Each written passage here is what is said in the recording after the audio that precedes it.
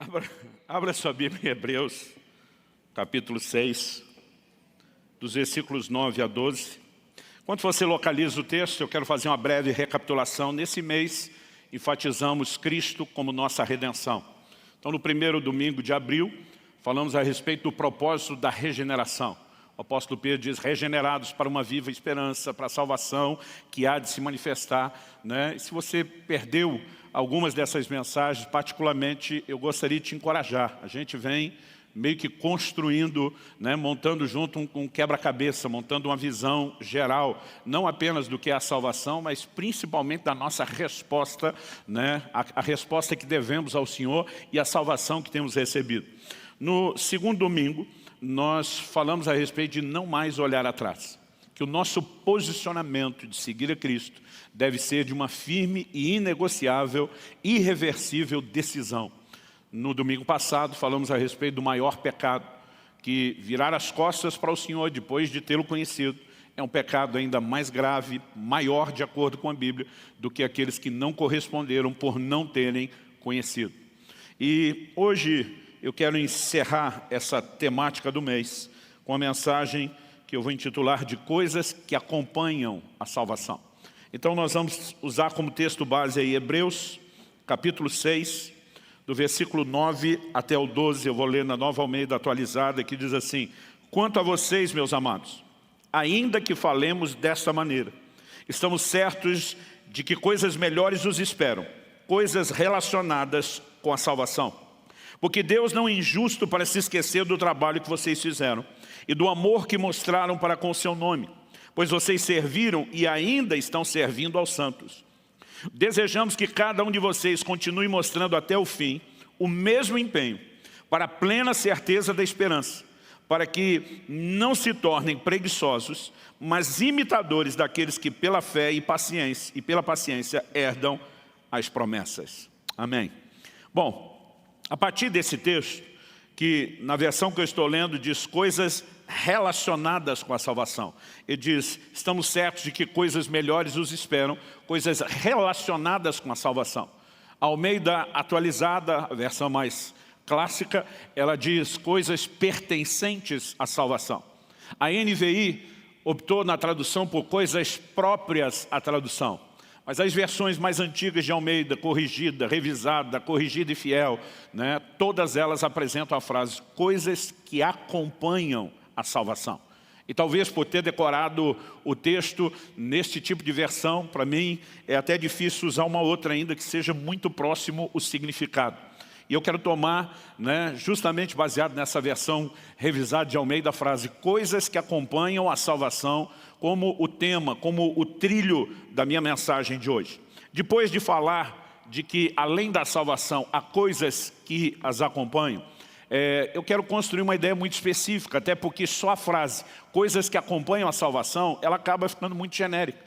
Uma vida de santificação progressiva, de devocional, de oração, de comunhão com Deus, tudo aquilo que nos aguarda depois de termos passado pela porta, enquanto seguimos o caminho em direção ao nosso alvo, ao nosso destino, poderia ser chamado de coisas que acompanham a salvação. Mas o autor, ao construir aqui a ideia e o raciocínio nessa carta aos Hebreus, ele começa o versículo 10 dizendo assim, porque Deus não é injusto para se esquecer do trabalho que vocês fizeram, do amor que mostraram para com seu nome, pois vocês serviram e ainda estão servindo aos santos. A primeira palavrinha, porque, é uma palavra de ligação entre a afirmação que foi feita antes e a declaração que vem depois. Obviamente, uma conexão foi criada e ele está dizendo de coisas que acompanham a salvação e ele foca tanto o trabalho como o serviço. Então, embora muitas coisas poderiam ser classificadas, a gente poderia fazer uma série aqui longa, intitulada Coisas que Acompanham a Salvação, poderia escrever um livro sobre isso, mas como ele deu ênfase específica a trabalho e serviço, eu também quero dar essa ênfase. Então, o meu primeiro ponto nessa mensagem é destacar a ideia do serviço, como uma consequência, não uma necessidade da salvação. Em segundo lugar, eu quero pegar as palavras dos versículos 11 e 12, quando ele contrasta empenho, ou dependendo da versão, diligência, que significa dedicação. E do outro lado, quando ele fala para que não nos tornemos preguiçosos. Outras versões usam indolentes, né? Alguém moroso.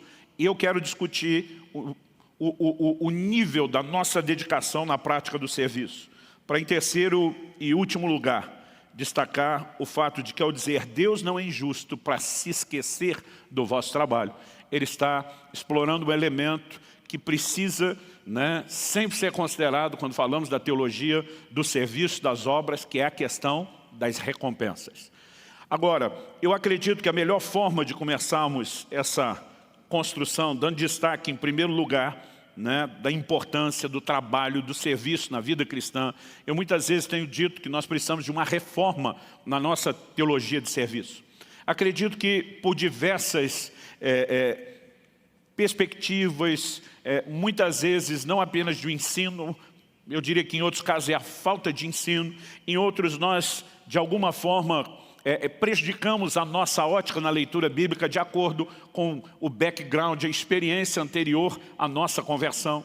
Então, por exemplo, quem teve, e grande parte do Brasil viveu essa realidade, uma formação dentro do catolicismo, durante muito tempo relacionou a salvação com obras. E a palavra de Deus é muito clara. Eu gostaria que você, inclusive, abrisse em Efésios capítulo 2 e me acompanhasse. Efésios capítulo 2, versículos 8 e 9. A declaração a respeito de fé. Esse, né, foi um dos principais textos destacados durante a Reforma Protestante, há mais de 500 anos atrás. Muitas vozes se levantaram, mas talvez, né, um dos maiores ícones da Reforma foi Martinho Lutero, e um dos pontos principais onde ele bate contra a Igreja Romana é dizer: nós fizemos das obras um caminho para a salvação, quando a palavra de Deus é totalmente contrária a isso. E o texto mais usado, citado por Paulo, é esse, citado por Lutero, é esse de Paulo, de Efésios 2, versículos 8 e 9, que diz: porque pela graça vocês são salvos mediante a fé. Isso não vem de vocês, é dom de Deus, não de obras, para que ninguém se glorie, né? Então, esse texto, sabido de cor pela maioria dos cristãos, tem muitas vezes se tornado, não apenas o que deveria ter trazido um conserto, né, nos trazido a um lugar que eu poderia chamar de um ponto de equilíbrio. Ele se tornou uma desculpa para que nós saíssemos de um extremo, salvação por obras. A Bíblia diz, não vem de obras, é pela graça mediante a fé. Mas nós saímos do extremo de acreditar que as obras tinham um papel em nos levar à salvação, para o outro, onde nós fizemos das obras algo completamente desnecessário dentro do cristianismo. Alguns justamente por isso, bom, se a salvação não é pelas obras, então elas não são importantes. Outros vieram de um background do espiritismo, onde acreditavam que as boas obras eram necessárias para o seu aperfeiçoamento, né, para evitar ou diminuir o karma, e de repente você diz, não, eu não preciso disso como aperfeiçoamento. Mas o que acabamos ignorando é que a palavra de Deus é muito clara sobre o propósito da salvação. E o versículo 10, porque a gente cita o versículo 8 e 9 assim, com o peito estufado, batendo ali, dizendo, não existe salvação por obras, e é verdade, mas o versículo 10 não pode ser ignorado, ele vem na sequência. No versículo 10, depois de dizer, pela graça sois salvos mediante a fé, isso não vem de vocês, é dom de Deus, não de obras para que ninguém se glorie. Paulo diz assim, pois somos feitura dele, criados em Cristo Jesus para boas obras, as quais Deus de antemão preparou para que andássemos nelas. Então, se é justo, por um lado, dizer que não somos salvos pelas obras, também é justo dizer que fomos salvos para as boas obras. Ou seja, as boas obras não são um elemento, um requisito, um elemento necessário para ser salvo, mas deveriam ser uma consequência na vida de todos aqueles que são salvos. Ninguém precisa da prática de boas obras para passar pela porta da salvação. Mas ao se trilhar o caminho que nos conduz a esse alvo, que é a plena salvação, na sua manifestação futura, que temos destacado ao longo de todo o mês, nós precisamos entender que as obras são um elemento importante e necessário. Então, ao considerarmos isso, acredito que o ponto de partida da reflexão é que Deus preparou de antemão, não apenas antes da minha e da sua conversão, antes da nossa existência. Deus tinha um plano e um projeto para que nós praticássemos as boas obras. E Ele não apenas está dizendo isso, Mas ele mostra, obviamente, que o propósito da salvação não é apenas aquele dia final, onde ela terá sido completamente consumada e que nós usufruiremos, né, da plena comunhão com Deus, mas que ao longo desse trajeto, até que cheguemos lá, nós possamos ter uma vida cristã pavimentada por boas obras.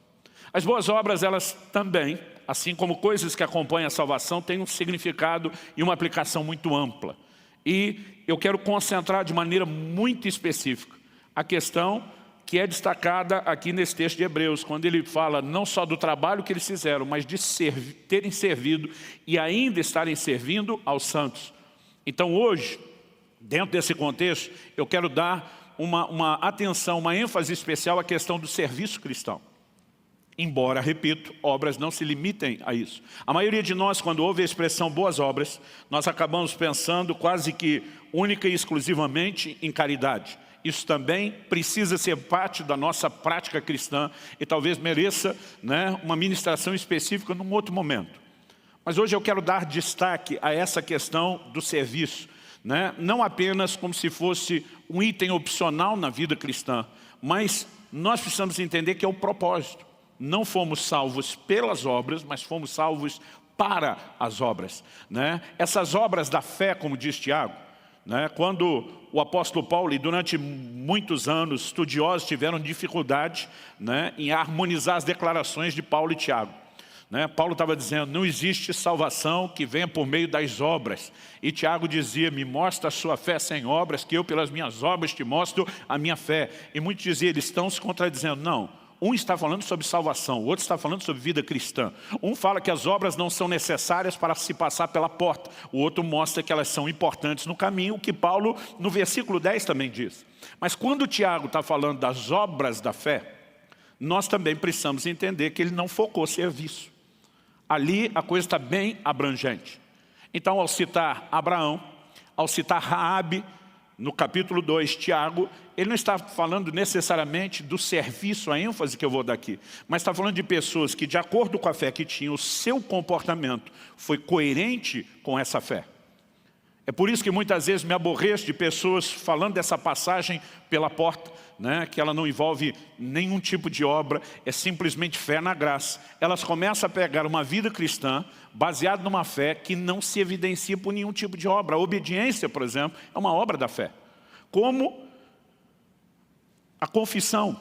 Romanos 10 diz, se no teu coração creres e com a boca confessares, a fé que está ali internalizada no coração precisa ser externalizada por meio da confissão. Da mesma forma, a fé do coração, né, precisa ser externada através de um comportamento, de atitudes. Então o Senhor Jesus nos ensinou não apenas a reconhecer a obra de salvação que Ele proporciona, mas o senhorio que Ele quer assumir sobre a nossa vida. Como que eu creio que Jesus é Senhor, mas não o obedeço? Então essa obediência é uma expressão de fé. Mas, estabelecido esse panorama geral, vou voltar na questão do serviço e eu quero destacar isso como parte do propósito. Em Filipenses, no capítulo 3, no versículo 12, o apóstolo Paulo faz uma declaração que tem se tornado aqui o nosso mote na comunidade Alcance, alcançados para alcançar. Aliás, foi daí, inclusive, que saiu o nome da igreja.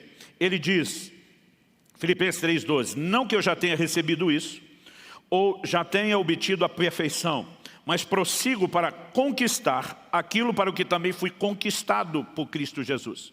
Essa palavra aqui, nessa versão que estou lendo, traduzido conquistar, em várias versões, foi traduzida como alcançar. O significado dela é muito abrangente.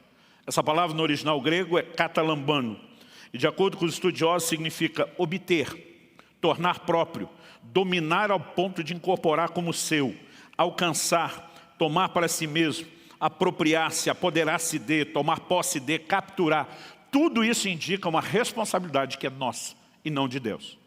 Eu tenho que alcançar, conquistar, me apoderar daquilo para o qual fui alcançado, conquistado da parte do próprio Senhor. Ou seja, Deus nos alcançou, não apenas para nos proporcionar uma vida cristã egoísta centrada em nós mesmos, mas Ele nos alcançou com o propósito de que nós também alcançássemos aquilo que Ele preparou de antemão, inclusive as boas obras nas quais nós devemos andar.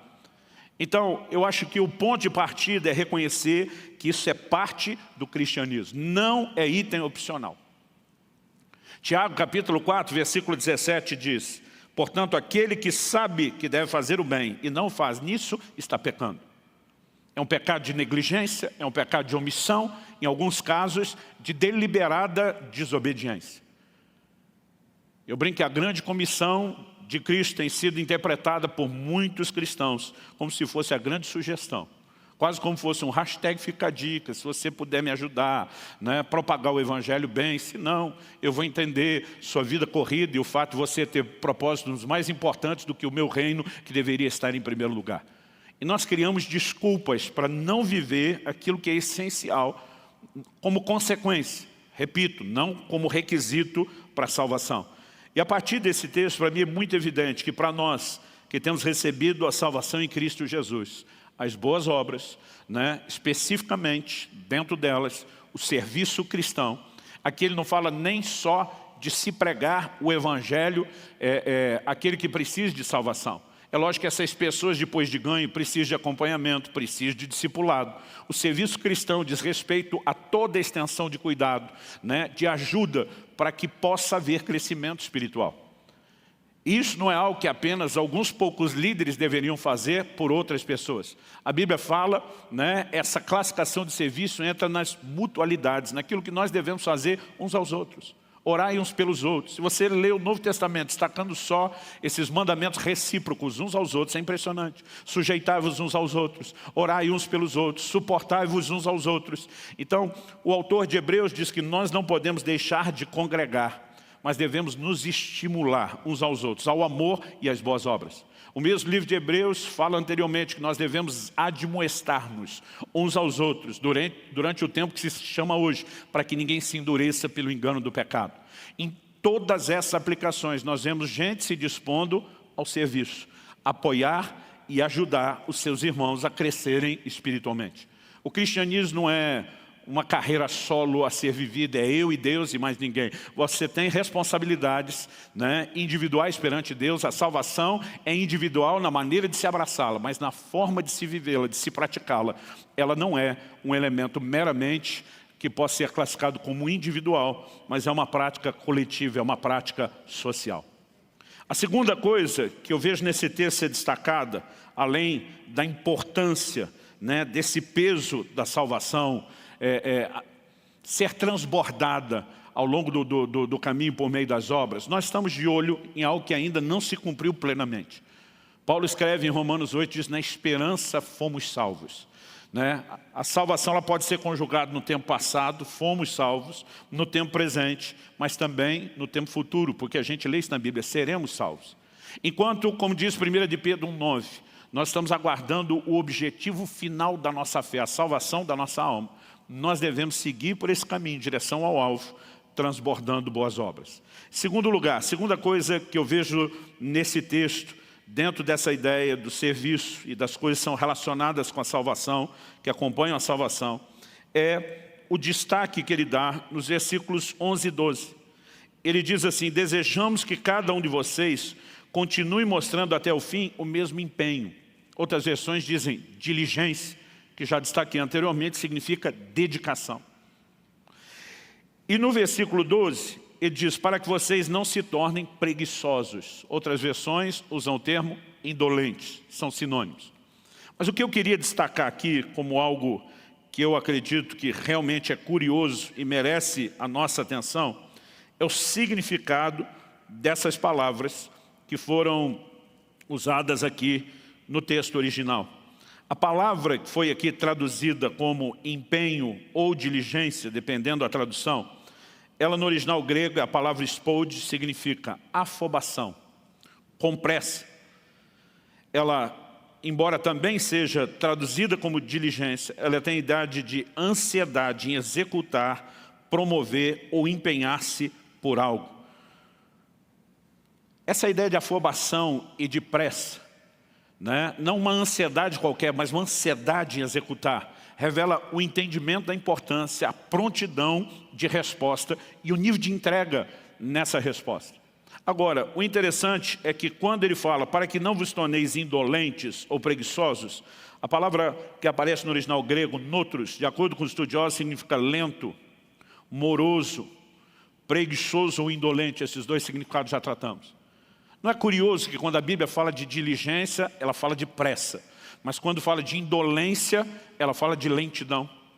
Nós muitas vezes ainda usamos essas figuras de linguagem, mesmo hoje. Fulano é devagar, quase parando.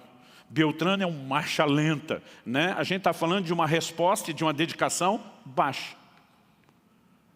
Agora, eu queria pegar essas duas palavras. Aqui fala de diligência, envolvendo pressa, alguém acelerado. Aqui fala de indolência, falando de alguém que é lento. E trabalhar, em segundo lugar, aqui a pergunta: qual é o seu ritmo?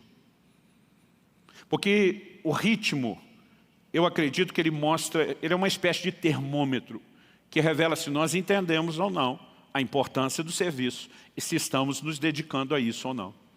Gente, né, que nunca está disposta a servir, que vive só a mentalidade de consumo na fé. Eu quero apenas usufruir, não sinto que tenha responsabilidade com nada ou ninguém, já está fora dessa conversa de hoje. Não quer dizer que, se esse é o seu caso, que você não precisa de arrependimento e resposta à palavra. Mas mesmo aqueles de nós que até estamos em movimento, mas não no ritmo que deveríamos, nós precisamos considerar. Jesus, quando falava a respeito de coisas essenciais à nossa sobrevivência, o que comer, o que beber, o que vestir, ele diz: mas busquem antes, em primeiro lugar, o reino de Deus e a sua justiça, e as demais coisas vos serão acrescentadas. Aquilo que eu e você tratamos como o essencial, o primário, que é a nossa sobrevivência, o Senhor diz, deveria vir depois da sua dedicação ao reino. A minha pergunta é, quero que você se questione, eu como cristão, tenho dado mais valor e importância a priorizar o reino do que minha própria sobrevivência? E se sim, nós precisamos avaliar a respeito do ritmo. Não, meu serviço é ocasional. Uma vez por mês, uma vez por ano, de tempos em tempos, só se bater uma inspiração muito forte, né? São coisas que nós precisamos questionar. Nós precisamos avaliar a nossa vida. Muitas vezes existem desculpas sendo dadas e elas precisam ser derrubadas. Não, pastor, eu não tenho capacitação. É certo que existem algumas áreas que nós precisamos de dons e talentos específicos. Eu dou graças a Deus, o pastor Marciano desistiu de tentar ser líder de louvor ou tecladista. Coisa que, para quem não sabe, ele já tentou anteriormente. E para o nosso próprio bem, isso não aconteceu mais, né? Mas, apesar de ter a liberdade de brincar, falando em termos musicais, minha situação é pior que ele. Gente, se eu cantar aqui, o culto acaba. Vocês não conseguem ficar. Eu não sei se o Espírito Santo não sai junto do ambiente. Bom, brincadeiras à parte, alguns de nós em áreas específicas, obviamente não podemos servir sem um talento nato dado por Deus ou uma habilidade sobrenatural, mas há outras áreas onde todos nós podemos servir. Evangelizar não é responsabilidade de um evangelista, assim como ensinar não é só responsabilidade do mestre e pastorear não é só do pastor. Esses são dons que equipam o corpo de Cristo para realizar todas essas funções, porque elas são necessárias a todo o corpo de Cristo. Então, falar de Jesus, ajudar a cuidar de alguém que foi salvo, né? Exercer as mutualidades da vida cristã o tempo todo, não vivendo sozinho, isolado, mas praticando uns aos outros, são coisas que todos podemos fazer. Talvez haja algumas outras áreas que Deus te deu algo singular que não deu a outro irmão. Um dos dons do Espírito Santo, né, que opera na sua vida e na vida do seu irmão é um outro dom. Então, a questão não é nos comparar, mas existem aspectos, e eu quero dar ênfase principalmente a isso, daquilo que todos nós podemos fazer, que a gente não pode viver dando desculpa. Outro dia alguém falou, não pastor, eu não tenho capacitação. Eu falei, olha, eu não quero te dizer que a capacitação não é importante. Quando você olha Jesus treinando os seus discípulos durante 3 anos e meio de uma forma muito prática, é óbvio que é importante. Quando você olha o apóstolo Paulo, por exemplo, quando para em Éfeso e gasta ali pelo menos 2 anos treinando um grupo de discípulos que evangelizaria toda a Ásia, é evidente que a capacitação é importante. Embora alguns não buscam nem o mínimo da capacitação e depois querem usar a desculpa de que não tem capacitação. Em 1 de Pedro 3,15, a Bíblia diz que nós devemos estar sempre prontos para saber responder a cada um acerca da razão da esperança que há em nós. E tem muita gente que ao longo de uma vida cristã não estuda o básico, o fundamental, não sabe, não consegue sobreviver a um questionamento, a um ataque em relação à sua fé. Mas muitas vezes está preso nesse nível porque foi negligente, porque nunca se matriculou na escola bíblica, porque nunca gastou tempo procurando crescer e aprender. Mas o que dizer de um novo convertido, que ainda nem teve tempo de passar por isso? Quando eu olho para a Bíblia, eu vejo que mesmo os novos convertidos, eles demonstravam, e esses textos não foram registrados à toa, né? A Bíblia diz tudo quando foi escrito, para nosso ensino foi escrito. Por exemplo, quando Jesus ministra aquela mulher samaritana junto ao poço de Jacó, está registrado em João capítulo 4. A Bíblia diz dos versículos 28 a 30, quanto a mulher deixou seu cântaro, foi à cidade e disse ao povo, venham comigo, veja um homem que me diz tudo o que eu já fiz. Não seria ele, por acaso, o Cristo? Então saíram da cidade e foram até onde Jesus estava. A mulher acabou de ter um encontro com Cristo, num lugar onde ela tinha ido com um cântaro buscar água, que ficava fora da cidade. Mas depois do encontro com Jesus, a Bíblia diz que ela deixou o cântaro. A gente pode ficar especulando por que o cântaro foi deixado para trás, sendo que aquele era o propósito da ida ao poço. Em primeiro lugar, talvez a mulher, na empolgação, esqueceu o que tinha levado lá, né? Esqueceu completamente o cântaro ou a necessidade de água. Em segundo lugar, a gente poderia dizer ou concluir que mesmo não tendo esquecido, ela descobriu algo mais importante do que aquilo que ela estava fazendo. Talvez uma terceira possibilidade seria dizer, eu não esqueci, mas vou fazer primeiro o que é mais importante, buscar esse povo para que eles descubram o mesmo Jesus que eu descobri. E quando eu trouxer-los de volta, eu levo o cântaro com calma, sem a pressa de compartilhar Jesus que eu tenho agora. E esse povo vem, depois que eles vieram a Cristo, mais à frente, no relato de João, eles vão dizer para a mulher, agora não é mais por causa do que você disse. Ouvindo ele, a nossa fé foi baseada naquilo que ele disse e não só no que você nos compartilhou. Mas ainda que a fé desse povo tenha crescido, o ponto principal foi que ela os levou a Jesus.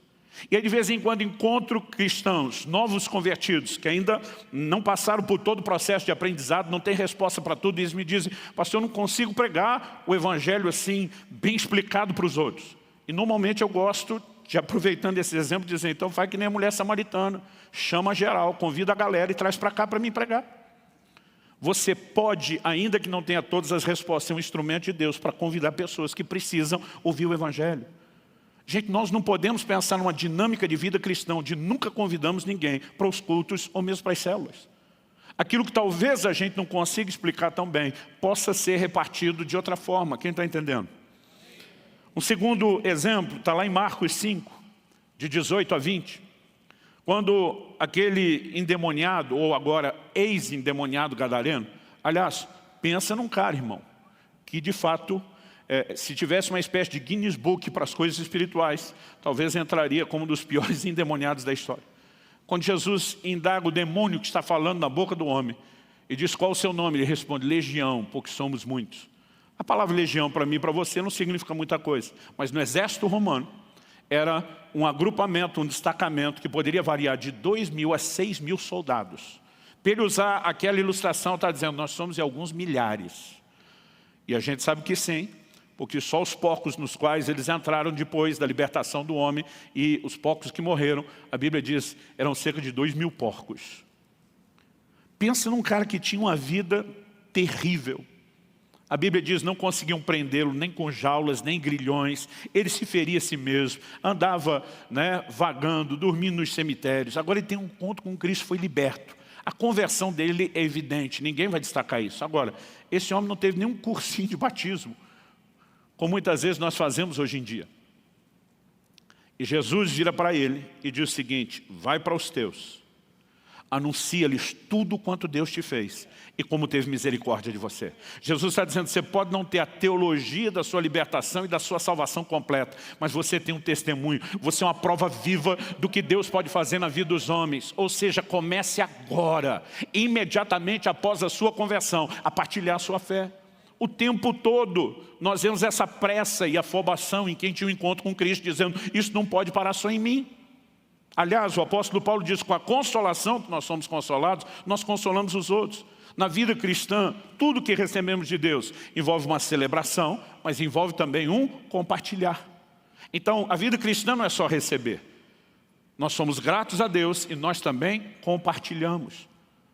Tem gente que às vezes me diz, pastor, eu não tenho específico qual é o meu dom, qual é o meu chamado. Eu digo, procure repartir o que Deus fez na sua vida e na vida de outros. Você tem uma experiência profunda de restauração do seu casamento, na sua família. Ajude outras famílias a experimentar o que você experimentou.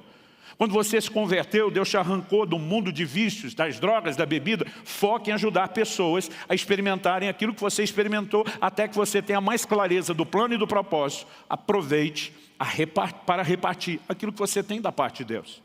E esse camarada sai, o verso 20 diz assim, então ele foi, o gadareno, o ex-endemoniado, então ele foi e começou a proclamar em Decápolis tudo o que Jesus lhe tinha feito, e todos se admiravam. Durante muito tempo eu via que ele foi para Decápolis e pensava, é o nome da cidade onde ele morava. Levou muito tempo para que eu descobri estudando que Decápolis, a palavra polis significa cidade, é por isso que muitas cidades terminam com esse nome. A palavra deca significa 10, mas demorou muito tempo para eu entender que Decápolis não era uma cidade, era uma região de 10 cidades romanas ali dentro de Israel e Jordânia. E esse camarada não se limitou apenas à sua família. Ele não se limitou a falar apenas para a sua vizinhança. Ele impacta todas as 10 cidades, né, onde a sua história era conhecida. Meu querido, se Deus pôde confiar o destino de 10 cidades, da proclamação do Evangelho a 10 cidades, a um novo convertido como esse, não diga que você não pode em Deus experimentar nenhum tipo de resultado. É lógico que precisamos de crescimento e aperfeiçoamento. Enquanto vamos fazendo, a gente pode, debaixo de mentoria e discipulado, ir sendo ajustado e programado. Então não quero desprezar a importância de capacitação, mas isso tem se tornado para muitos uma desculpa para não fazer nada, ou para fazer ocasionalmente, de vez em quando, mas não no ritmo que nós deveríamos. Quando eu vejo 2 desses novos convertidos com pressa, tipo, isso virou o propósito de vida. Quando eu olho para o ritmo de uma igreja evangelizando o livro de Atos, a palavra tem que ser espalhada, a palavra tem que ser comunicada. Essa afobação, ela na verdade é a leitura da diligência e da dedicação a quem fez do reino de Deus a sua prioridade. Então avaliar o seu ritmo pode de fato te ajudar a entender algo. Agora, não é só a velocidade. Nós precisamos combinar aqui a questão de constância. Porque alguns no serviço, eles começam como se fosse a corrida dos 100 metros rasos. Mas daqui a pouco estão com a língua de fora e não conseguem mais correr. Então, o ideal seria combinar a velocidade dos 100 metros rasos com a persistência de uma maratona. Há um misto entre essas duas coisas que precisa ser entendido. Por quê? Porque apesar dele dizer, passado, vocês serviram aos santos, presente, ainda estão servindo, ele diz aqui em Hebreus 6, versículo 12. Desejamos, 11 e 12, desejamos que cada um de vocês continue mostrando até o fim o mesmo empenho, a mesma velocidade para a plena certeza da esperança, para que não se tornem lentos, preguiçosos, morosos, mas imitadores daqueles que pela fé e perseverança, dependendo da sua versão, fé e longanimidade. Longanimidade é ânimo longo. Outras versões, fé e paciência, a capacidade de não desistir, herdam as promessas. Ou seja, serviram, estão servindo e até o fim vão manter o mesmo ritmo, vão manter a mesma dedicação. Quem está entendendo, diga amém. Bom, destacado aqui que fomos salvos para as obras, o questionamento do ritmo como um termômetro que nos ajuda a avaliar. Eu quero encerrar destacando em terceiro e último lugar a questão das recompensas. O versículo 10 diz que Deus não é injusto para se esquecer do nosso trabalho. Eu gosto de como a questão das recompensas está relacionada com o caráter de Deus e com a justiça de Deus. Ou seja, tudo aquilo que você está fazendo para Deus não será esquecido. Quantos são gratos a Deus por isso? Mas tudo aquilo que você se recusa a fazer, ou negligencia, se omite a fazer, também não será esquecido. Porque se Deus se lembrar só do que fazemos de bom, mas não se lembrasse de que nós negligenciamos o que Ele mandou, Ele não seria nem justo e nem de uma memória tão confiável. Deus é tão justo para retribuir positivamente, como é justo para retribuir negativamente falando. E essas coisas precisam ser levadas em consideração, de modo que haja temor no coração. É lógico que nós precisamos entender que o serviço ele precisa ir além do elemento obrigação. É mandatório, o mandamento que foi dado, ok. Mas qual é o coração com que eu e você devemos obedecer? Hebreus 6,10 diz que ele não é injusto para se esquecer do trabalho que vocês fizeram e do amor que evidenciastes para com seu nome. É lógico que o que deve mover o meu e o seu coração não é única e exclusivamente a recompensa, e sim o amor que temos para com Ele. Se hoje Deus baixasse um decreto revogando toda a recompensa prometida, acredito que por amor eu seguiria trabalhando e me dedicando da mesma forma. Não estou dizendo que o conceito de recompensa não deveria nos incentivar. Obviamente Deus não teria prometido e dado tanto destaque se Ele não quisesse nos incentivar por meio disso. Mas muito mais do que apenas mirar e focar a recompensa, nós precisamos entender que aquilo que fazemos deveria ser uma expressão de amor para com Ele. Quando Jesus convoca Pedro dizendo, apacenta as minhas ovelhas, nas 3 vezes onde ele diz isso, antes de afirmar, apacenta as minhas ovelhas, Jesus pergunta, Pedro, você me ama? Ele diz, tu sabes que eu te amo. Ele diz, então apacenta as minhas ovelhas. Basicamente o que ele está dizendo, eu não estou apenas colocando um anúncio num classificado para ver quem pode me ajudar a pastorear. Eu tenho um requisito muito específico para quem quer me ajudar, cooperando comigo no serviço, que você faça isso por amor a mim, antes mesmo de ser por amor às pessoas que você vai ajudar. A porta de entrada para o serviço é o amor por Ele. A porta de saída do serviço é a falta de amor por Ele. O anjo da igreja de Éfeso, que era uma igreja de alta performance, de alta produtividade, Apocalipse 2,2, o Senhor começa dizendo, eu conheço as suas obras, o seu labor, a sua perseverança. Mas Ele diz, mas tenho contra ti que você abandonou o seu primeiro amor. Em outras palavras, Deus está dizendo, embora vocês estão produzindo, como isso não é uma expressão do amor, ou você se arrependa, volta a me amar, ou eu removo de você o seu candeeiro. O candeeiro figura a igreja que Deus havia entregue a Ele. Em outras palavras, Deus está dizendo, se o seu serviço é só serviço, sem expressão de amor por mim, eu dispenso você. Então, embora Deus queira que aqueles que servem o façam por amor, Ele também notifica que há recompensas. Isso precisa nos levar a um outro entendimento, que o céu não tem regime socialista, onde as pessoas serão todas niveladas, recebendo a mesma recompensa, independente da sua dedicação, do seu esforço ou do seu trabalho. Aliás, eu gostaria de destacar alguns pontos dentro dessa visão bíblica de que cada um terá um galardão, uma recompensa que é de acordo com as suas obras. E segundo aos Coríntios 5,10, a Bíblia fala sobre o tribunal de Cristo. Paulo diz, é necessário, outras versões dizem, importa que todos nós compareçamos diante do tribunal de Cristo, para que cada um receba segundo o bem ou o mal que tiver feito por meio do corpo. Tem o aspecto positivo e o negativo, o bem e o mal. Todos seremos julgados pelas nossas obras. É lógico que é uma distinção, já que estamos falando de coisas que acompanham a salvação. O galardão é um acréscimo à salvação. Tem coisas que precisam ser levadas em consideração, que é a distinção de galardão, a recompensa dos salvos, da própria salvação. O galardão é recompensa de trabalho, portanto não tem nada a ver com a salvação, uma recompensa para os salvos. E há momentos onde até quem não trabalhou como deveria, não vai necessariamente comprometer sua salvação, mas vai comprometer a recompensa que poderia desfrutar, mesmo sendo eternamente salvo. Então em 1 Coríntios capítulo 3, dos versículos 10 a 15, o apóstolo Paulo diz assim, segundo a graça de Deus que me foi dada, lancei o fundamento como sábio construtor e outro edifica sobre ele. No versículo 8, antes do que nós estamos lendo, ele deixa claro que ninguém pode lançar outro fundamento, né? Perdão, acho que ele vai falar isso no 11 ou 12, além do qual está posto que é Cristo Jesus. Então Paulo está dizendo, um fundamento foi colocado, deixa eu ver o texto aqui, exatamente, é a sequência aqui. Depois dizer, porém cada um veja como edifica, ele está mostrando, há um único fundamento sobre o qual tudo é edificado, mas cada um tem que ver como vai construir sobre esse fundamento. O texto continua e diz, porque ninguém pode lançar outro fundamento além do qual foi posto, o qual é Jesus Cristo. E se o que alguém edifica sobre o fundamento é ouro, prata, pedras preciosas, madeira, feno ou palha, a obra de cada um se tornará manifesta, pois o dia, na maioria das versões com D maiúsculo, está falando do dia da vinda de Cristo. O dia a demonstrará, porque será revelada pelo fogo, e o fogo provará qual é a obra de cada um.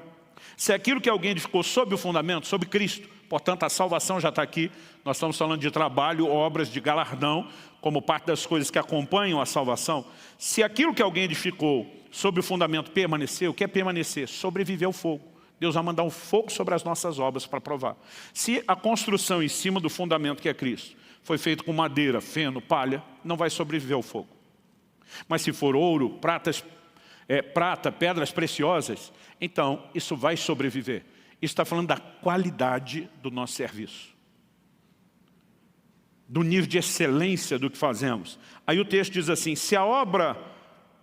se aquilo que alguém edificou sob o fundamento permanecer, esse receberá recompensa ou galardão. Se a obra de alguém se queimar, esse sofrerá dano, pois ele mesmo será salvo, mas como que através do fogo. Não estamos nem questionando aqui a salvação, mas para os salvos, recompensas diferentes, de acordo com aquilo que fizeram. Até na ressurreição. Hebreus 11, 35, assim como 1 Coríntios 15, fala de um nível de glória diferenciado na ressurreição. Hebreus 11, 35 fala de alguns que foram torturados. O texto bíblico diz, não aceitando seu resgate, para obterem superior ressurreição. Eu gosto da ideia, não aceitando seu resgate. Porque o verso anterior fala de alguns que pela fé apagaram a força do fogo, fecharam a boca de leões. Obviamente 2 exemplos extraídos do livro de Daniel. Ou seja, foram livres da morte pela fé. Mas a Bíblia fala de alguns que não aceitaram o seu resgate, seu livramento. Tinham o crédito para, pela fé, crer e receber de Deus uma intervenção, um livramento, mas abriram mão desse crédito. Por quê?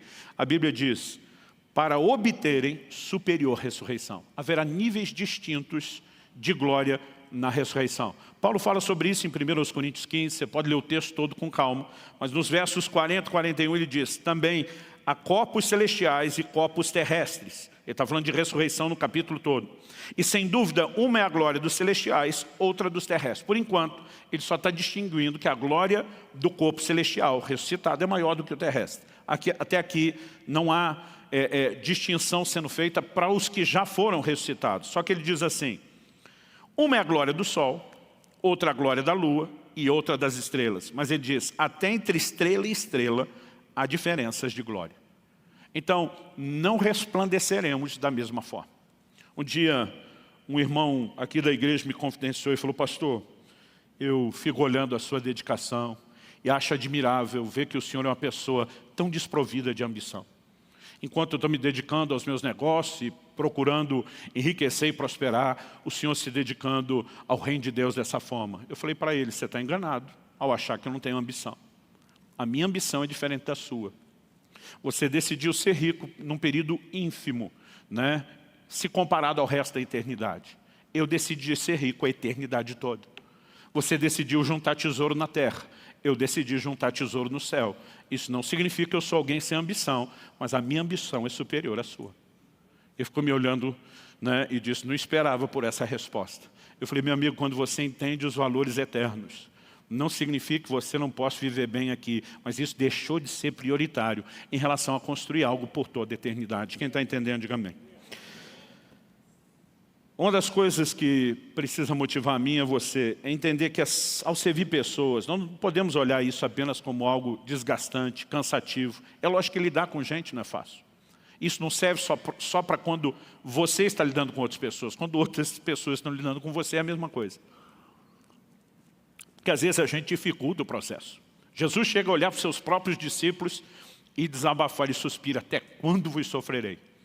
Se o Filho de Deus conseguir olhar para aquele time de elite que ele está preparando e dizer, por quanto tempo mais eu tenho que aguentar vocês? A pergunta é, eu e você não vamos ter momentos assim ao longo do caminho? Lógico que vamos. Os pais sentem isso em relação aos filhos. Embora os ame, saiba do potencial e acredite, tem hora que isso cansa a gente. E sabe, quando você se dispõe a servir, vai ter o elemento cansaço? Lógico, Paulo fala de um ministério, né? E quase sempre que ele fala do ministério, ele também menciona lágrimas. Essa dedicação não significa que todo dia é só alegria, mas o que precisa mover o meu e o seu coração? Se nós estamos trabalhando por amor a Ele, e se nós entendemos que por trás de cada oportunidade de serviço, nós estamos fazendo algo a Cristo. Em Mateus 25, quando Jesus destaca dos versos 35 ao 40, o julgamento das nações no tempo do fim, ele vai se dirigir a um grupo à sua direita e dizer: eu tive fome, vocês me deram de comer, eu tive sede, vocês me deram de beber, eu estive nu, vocês me vestiram, eu estive enfermo e preso, vocês me visitaram. Essa mesma turma que ele está dizendo, vocês me fizeram, eles vão dizer: quando mesmo foi que a gente fez esse negócio para você? Porque nem a gente está consciente dessa parada que o senhor está mencionando aí. Ele vai dizer: cada vez que vocês fizeram um dos pequeninos, estavam fazendo a mim. Ou seja, não quer dizer nem que eles fizeram só com a consciência de que era para ele. Mas quando estamos servindo aos outros, Cristo olha e vai dizer no dia do juízo: eu vou entender que você fez para mim. Agora, quando eu e você não fazemos, ele também vai entender que nós não fizemos para ele. Outro grupo ele diz: eu tive fome, vocês não me deram de comer. Eu tive sede, vocês não me deram de beber. Eu estive enfermo e preso, vocês não me visitaram. E essa consciência precisa estar acesa dentro de mim e de você. Um dos eventos mais aguardados pela igreja, talvez tenha grande destaque na agenda de Deus, é a vinda de nosso Senhor Jesus, que nós devemos esperar. A expressão Maranata, um termo aramaico muito usado na igreja cristã ficou bem redundante, na igreja do primeiro século, significa vem Senhor, ou ora vem Senhor. Os crentes ansiavam a vinda do Senhor. Em Apocalipse 22, 12, quando Jesus fala, eis que cedo vem, interessante que antes mesmo de dizer, então finalmente o noivo e a noiva se encontrarão, nós vamos viver profunda comunhão, o destaque que Cristo dá: eis que cedo venho, e comigo está a minha recompensa, para dar a cada um segundo as suas obras. Ele está dizendo: você está esperando minha vinda, então aproveite o tempo até que eu retorne, para fazer tudo que você puder por mim, e eu volto com a sua recompensa. Galardão acompanha a salvação, não substitui, não contribui, mas é a recompensa do serviço. O serviço é parte da vida cristã. O galardão também é parte da vida cristã. São coisas que acompanham a salvação. Embora não sejam requisito, deveriam ser consequência. Talvez esse entendimento nos ajude nessa reforma da teologia do serviço. Todos somos chamados a servir. Eu repito muito isso aqui e vou dizer de novo: eu vivo a minha vida em função de uma frase. Eu quero que você já vá se colocando de pé para parecer que está terminando. Eu vivo minha vida em função de uma frase. É quando o Senhor vai reunir os seus servos e vai recompensá-los por aquilo que fizeram, tirando o servo infiel, que houve uma outra declaração, e eu vivo para ouvir a declaração dada aos servos fiéis. Servo bom e fiel, entra no gozo do teu Senhor. Quando chegar lá, eu não quero apenas ser grato porque Ele me salvou. Eu quero ver no rosto dele o sorriso de quem diz: você correspondeu devidamente a tudo que eu fiz por você. Você foi um bom servo. Você foi fiel. Que Deus nos ajude a entender, compreender e praticar essas verdades em nome de Jesus. Eu quero que aí no seu lugar em pé você possa orar. Não apenas pedir nesse momento que Deus te ajude no entendimento e aplicação prática da palavra, mas talvez seja um bom momento para resolver algumas coisas. Quando Isaías ouve o clamor de Deus, o convocando para uma missão,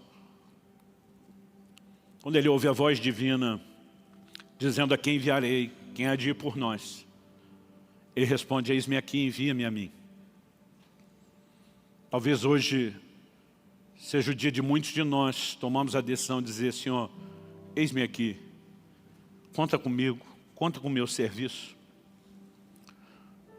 Talvez hoje não seja apenas o dia de decidir começar a fazer, talvez seja o dia de avaliar o ritmo. Você está com o pé no acelerador ou você está com o pé no freio? Você está jogando no time daqueles que estão com pressa ou no time dos marcha lenta ou devagar, quase parando? Isso também precisa ser um termômetro. Talvez você já esteve estacionado, depois se moveu de forma lenta e hoje esteja no time dos acelerados.